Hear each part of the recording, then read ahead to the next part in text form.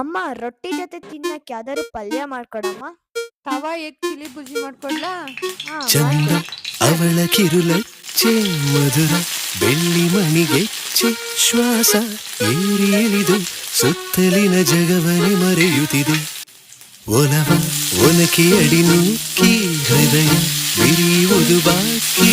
ಅವಳ ಕಣ್ಣ ಸಿಡಿಲು ಬಡಿದು ನನ್ನ ಧ್ವನಿಯದು ನಡುಗುತ್ತಿದೆ. ಕಳೆದಂತ ಕನಸುಗಳು ಮರೆತಂತ ಮಿಡಿತಗಳು ತರತರದ ನಿನ್ನ ತರಗತಿಯಲ್ಲಿ ಹಾಜರಿ ಹಾಕುತ್ತಿದೆ.